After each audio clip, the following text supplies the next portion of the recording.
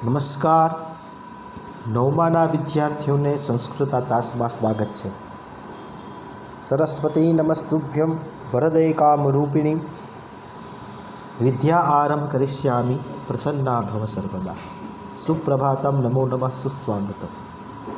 સર્વે છાત્રાણામ સ્વાગતમ કક્ષા મધ્યે.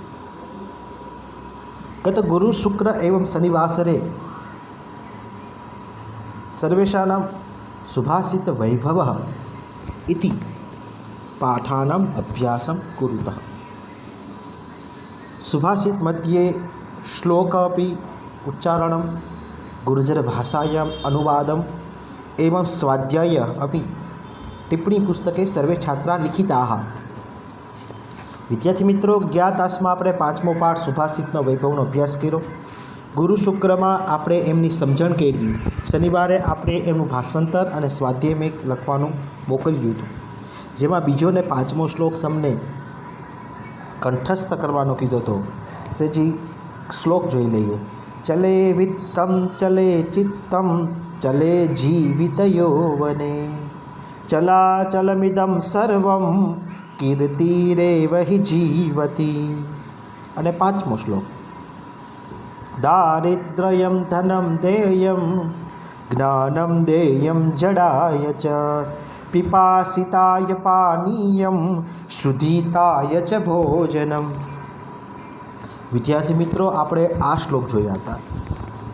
હવે આપણે છઠ્ઠો પાઠ સર્વે ચારુતરમ વસંતમ. વસંત ઋતુમાં સઘળું સોહામણું હોય છે. પદ્ય આપણે અભ્યાસ કરવાનો છે. પદ્યનો વસંત ઋતુમાં સઘળું સોહામણું હોય છે. એટલે તમને ખબર પડી ગઈ કે આ પાઠમાં વસંત ઋતુની વાત કરવામાં આવી છે. બધા ઋતુઓનો કોઈ રાજા હોય ને તો વસંત ઋતુ છે. ભગવાન ગીતાજીમાં કીધું છે કે ઋતુમાં વસંત ઋતુ હું છું. વસંત ઋતુ છે એ એક અદ્ભુત ઋતુ છે, જેના વાતાવરણ આહલાદક હોય છે, રમણીય હોય છે, સુંદરમ હોય છે. વસંત ઋતુ એ નહીં શિયાળો કે નહીં ઉનાળો, એની મધ્યમાં આવતો જે દિવસ હોય છે વસંત ઋતુ હોય છે. વસંત પંચમી એ વસંત ઋતુનો મહત્ત્વનો એક તહેવાર છે. વસંત પંચમીને દિવસે પણ આપણે જોઈએ છીએ કે આપણી શાળામાં સરસ્વતી માતાના મંત્ર ગાન કરવામાં આવે, કારણ કે વસંત પંચમી દિવસે સરસ્વતી માતાનું પ્રાગટ્ય થયું. તે દિવસે વિદ્યાર્થીઓને સરસ્વતી માતાની પૂજા કરવી, સ્તુતિ કરવી શાસ્ત્ર કહે છે કે વસંત પંચમીને દિવસે મા સરસ્વતીનું પ્રાગટ્ય થયું. વસંત પંચમીને દિવસે સારા શુભ કાર્ય કોઈ પણ થઈ શકે. તમારે નાનો ઘરમાં કાંઈ યજ્ઞ કરવો હોય તો વસંત પંચમીને દિવસે થઈ શકે. નવું કાંઈ વસ્તુ લેવી હોય, ગાડી 4 વ્હીલ 2 વ્હીલ, તો લઈ શકો. લગ્ન તે દિવસે બહુ હોય, એટલે વસંત પંચમી એવો દિવસ છે કે એમાં કાંઈ મુહૂર્ત કે ચોઘડિયા જોવા ન પડે. વસંત પંચમી એ શુભ દિવસ છે, તેમાં કોઈ પણ કરી શકો છો. વસંત પંચમી દિવસે પણ સ્વામિનારાયણ સંપ્રદાયમાં વસંત પંચમીમાં તેથી શિક્ષાપત્રી પૂર્ણ કરી હતી ભગવાન સ્વામિનારાયણે વડતાલ ધામમાં. એટલે વસંત પંચમી ખૂબ જ મહત્ત્વની છે. અને આ ઋતુનું વર્ણન મહાકવિ કાલિદાસ, સંસ્કૃત સાહિત્યના એક મહાન લેખક કવિ કાલિદાસ, આષાઢસ્ય પ્રથમ દિવસે મેઘમાલિષ્ટ સાનું વપ્રઃ ક્રીડા પણિતગજમ પ્રેક્ષણીયમ દદર્શ. મેઘદૂતના મંગલાચરણની વાત આવી ગઈ.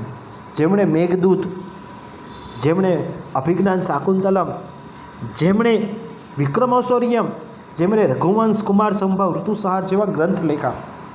કાલિદાસ હતા, નાનપણમાં તો એનું કુળ બ્રાહ્મણ કુળ હતું. ઉજ્જૈનમાં જેમનો જન્મ થયો, માતા પિતા નાનપણથી જ ગુજરી ગયા. પછી મામા મામીને ત્યાં એનો ઉછેર થયો. મામા તો બ્રાહ્મણ કર્મ કરતા હતા એટલે વહી જાય, પણ મામી બહુ ક્રૂર હતા. એટલે આ કાલિદાસ બિચારાને નાનપણથી જ એને કંઈ જા જંગલમાં જઈને લાકડા કાપતો આવ તો જ ખાવાનું મળશે. કાલિદાસનું જીવન ચરિત્ર બહુ અદ્ભુત છે. અને કાલિદાસ નાનપણથી લાકડા કાપવા જતા, પણ અભ્યાસ ન હોવાથી ઘણા બધા મૂર્ખામી કામ કરતા. લોકો એની પર હસતા અને મામા ભાણિયાનો પક્ષ ન લેતા, મામી ખીજાતા અને કાલિદાસને ટાઢો ટુકડો જમવાનું આપતા. ઘટના એવી ઘટે છે કે કાલિદાસ થોડીક ઉંમર થઈ 19-20 વર્ષના, તો પણ મૂર્ખ જ હતા અને રોજિંદા જીવન પ્રમાણે લાકડા કાપવા જંગલમાં ગયા તો એક મંત્રીઓનું ટોળું આવતું હતું અને એમણે આ બાળકને જોયું, એટલે કે કાલિદાસને જોયા.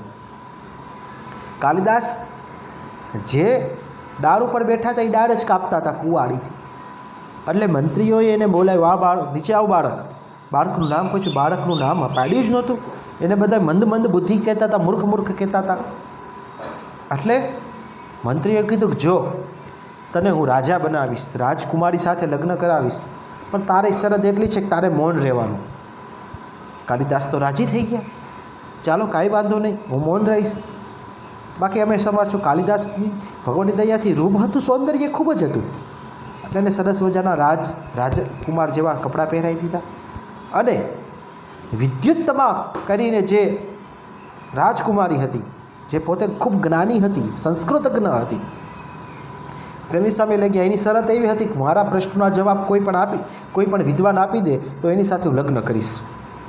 અને આ મંત્રીઓનું અપમાન કર્યું હતું વિદ્યુત્તમાને. આ મંત્રીઓએ બદલો લેવો હતો, એટલે એ મંત્રીઓનો બદલો એવો હતો કે મૂર્ખ માણસ સાથે આના લગ્ન કરી લેવા. એટલે કાલિદાસને લઈ ગયા રાજકુમાર બનાવીને અને સભામાં પ્રસ્તુત કર્યા. ને રાજકુમારીએ પ્રશ્ન પૂછ્યો. ઘણા બધા પ્રશ્નો આવે છે કે ભાઈ પરમાત્મા ક્યાં રહે છે. કાલિદાસે આમ એક્શન કરી, એટલે કે સર્વત્ર છે. આને મંત્રીઓ હતા એનું પ્રતિપાદન કરતા જતા હતા, એનું ભાષ્ય કરતા જતા હતા. અને પછી કાલિદાસના એની સાથે લગ્ન થયા તો રાતના જ એને ખબર પડી કે આ તો મૂર્ખ છે. ઊંટને જોઈને ઊંટ જેવો મોટું કરવા માંડ્યા અને કાલિદાસનું ખૂબ અપમાન કર્યું. અને કાલિદાસનું અપમાન ન કરવાથી કાલિદાસને એમ થયું કે લાવ હવે હું આત્મહત્યા કરી લઉં, મારું કોણ આ જગતમાં મને સાચવનાર છે. મામા મામીની ઘરે જઈશ તો પણ મામી મને ત્રાસ આપશે, એટલે જંગલમાં જઈને મૃત્યુ કરવાનું વિચારે છે. જ્યાં જાય છે તો એક નિર્જન વનમાં એક મંદિર હતું. મંદિર કાલી માતાનું હતું, મહાકાલીનું હતું. એને થયું હું અહીંયા જ રહીશ અને અહીંયા સેવા કરું. અને એને કાળી માતાની બહુ સેવા કરી. મહાકાલીમાં એની પર પ્રસન્ન થયા અને કીધું જા, તું વિશ્વમાં અદ્ભુત વિદ્વાન થઈશ. તું કાંઈ પણ લખીશ એ કાવ્ય બની જશે, કાંઈ પણ લખીશ એ વાર્તા બની જશે. અને એટલે માતાજીની કૃપા થઈ, કાલી માતાની કૃપા થઈ અને કાલીના દાસ થયા, એના ભગત થયા, એટલે કાલિદાસ કહેવાના. અને પછી પાછા આવ્યા અને ત્યારે વિદ્યુત્તમાએ એને પ્રશ્ન પૂછ્યો, અસ્તિ કશ્ચિત વાગ વિશેષ? હજી તમારામાં કંઈ વાણીની વિલાસ આવ્યું? તમે કંઈક બોલતા શીખા કે હજી મૂર્ખ જ છો?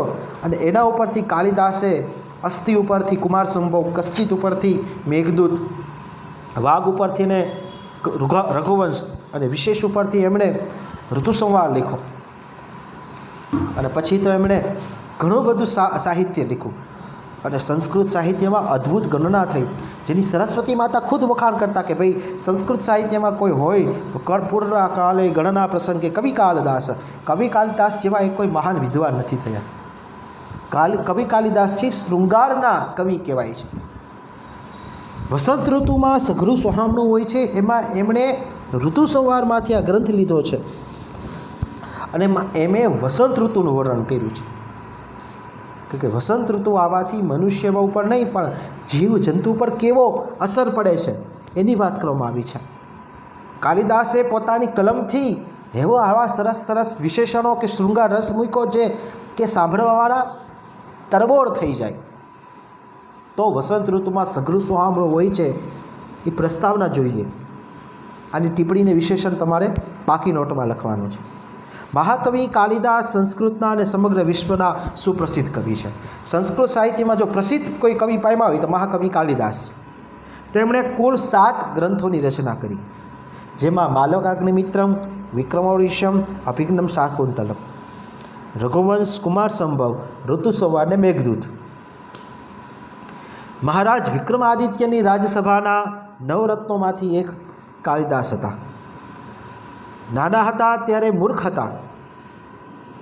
કાલિદાસનો સ્થિતિકાર વિક્રમની પહેલી શતાબ્દી એટલે કે આજથી લગભગ 2000 વર્ષ પહેલાં વિક્રમ રાજા જ્યારે ઉજ્જૈન રાજા ઉપર રાજ્ય કરતા હતા ત્યારે કાલિદાસ એના નવરત્નોમાંથી એક હતા. ઉજ્જૈનના રાજા વિક્રમાદિત્યના નવરત્નોમાંથી કાલિદાસ એક હતા, વિદ્વાન. આ મહાકવિ પ્રકૃતિના ઉપમા તરીકે સુપ્રસિદ્ધ છે. પ્રકૃતિને ઉપમા આપી શૃંગાર રસ એના મહાન કવિ તરીકે પ્રસિદ્ધ પામ્યા છે. એક બાજુ અભિજ્ઞાન શાકુંતલ નાટકમાં તેમણે પ્રકૃતિગત અનેક પદાર્થો બનાવ્યા છે. અભિજ્ઞાન શાકુંતલમાં રાજા દુષ્યંત, એનો પુત્ર ભરત અને શાકુંતલાની વાત આવે છે. એ નાટક ખૂબ જ જોરદાર છે. જે કાલિદાસે જેમાં વર્ણન કર્યું છે એ અદ્ભુત છે. એનું હિન્દી પણ બને છે, વાંચજો. અભિજ્ઞાન શાકુંતલમ જે વિદેશમાં પણ વખણાય છે. અને અભિજ્ઞાન શાકુંતલને માથે લઈને શેક્સપિયરે તો નૃત્ય કર્યું હતું કે ઓહો, આ લેખકે તો કેવું સરસ વર્ણન કર્યું છે. હિન્દુ ધર્મના ગ્રંથો પણ વિદેશમાં અપનાવ્યા છે. આ તો આપણે એવા છે કે હજી વિદેશના ગ્રંથોને શેક્સપિયરને માનીએ છીએ, પણ આપણે તો અહીંયા શેક્સપિયરથી પણ મોટા કાલિદાસ, ભાવરવિ, ભાવભૂતિ થઈ ગયા, જેમણે અદ્ભુત ગ્રંથો લખ્યા, કાદંબરી, વિક્રમોર્વશિયમ, શાકુંતલમ વગેરે. અને બીજી બાજુ મેઘદૂત એટલે મેઘને દૂત બનાવીને યક્ષ સંદેશો મોકલે છે એની વાત. આષાઢસ્ય પ્રથમ દિવસે મેઘમાલિષ્ટ શાણુ વપ્ર ક્રીડા અપનેતગજમ પ્રેક્ષણીયં દદર્શ કશ્ચિત કાંતા વિરહ ગુણનામ સ્વાધિકા પ્રમત્તઃ. એટલે ઋતુ સંવારમાં પણ આબેહૂબ એને પ્રકૃતિનું વર્ણન કર્યું. મેઘદૂતમાં પણ યક્ષનું અને એના વિરહનું વર્ણન કર્યું કાલિદાસે. આ પ્રસ્તુત પાઠ જે આપણે ભણવાનો છે, સર્વે ચારુ વસંતમ, વસંત ઋતુમાં સઘળું સુહાવનું હોય છે, એમાં વસંત ઋતુની વાત કરવામાં આવી છે, જેના 5 શ્લોક દ્વારા વસંત ઋતુની વાત કરવામાં આવી છે. આમાંથી આપણે કોઈ પણ વસ્તુનું વર્ણન કઈ રીતના થઈ શકે એ વાત શીખવાની છે. તત્પુરુષ સમાસનો અહીં પ્રયોગ કર્યો છે. સાથે સાથે વસંત ઋતુની વાત કરવામાં આવે છે કે ભાઈ વસંત ઋતુ આવતા શું થાય છે. ભાઈ વસંત ઋતુ આવ્યું એટલે દિવસો બધા સુખમય થઈ ગયા, દિવસો બધા રમણીય થઈ ગયા, વૃક્ષો ઉપરના જે પાંદડાઓ છે એ લીલા બની ગયા અને ફૂલો ખીલવા લાગ્યા છે, પાણી સ્વચ્છ થઈ ગયા છે, સરોમાં રહેલા કમળો ખીલવા લાગ્યા છે, સાંજનો સમય ખૂબ સરસ લાગી ગયો છે, જે નદીના અને વાવના કૂવાના પાણી ચોખ્ખા થઈ ગયા છે, મણિકંદરાઓ ઉપર રહેતી કંદરોની જે મણીઓ છે એ ચમકવા લાગી છે, મોરથી આંબર વૃક્ષ ઉપર મોરો આવી ગયા છે, જે આંબા ઉપર મોરો આવવા માંડ્યા છે. સાથે સાથે સુગંધીદાર વાતાવરણ બની ગયું છે. એટલે વસંત ઋતુની વર્ણન અદ્ભુત કાલિદાસે કર્યું છે. વિદ્યાર્થી મિત્રો, કાલિદાસ છે શૃંગાર રસના બધાના હાસ્ય, શૃંગાર, અદ્ભુત, વીર, બીભત્સ બધાના કવિ શ્રેષ્ઠ છે. જેને અભિજ્ઞાન શાકુંતલમાં કરુણરસ પણ એટલો બધો લખ્યો છે, અને કુમાર સંભવમાં અને આ ઋતુ સંવારમાં શૃંગાર રસ પણ એટલો લખ્યો છે.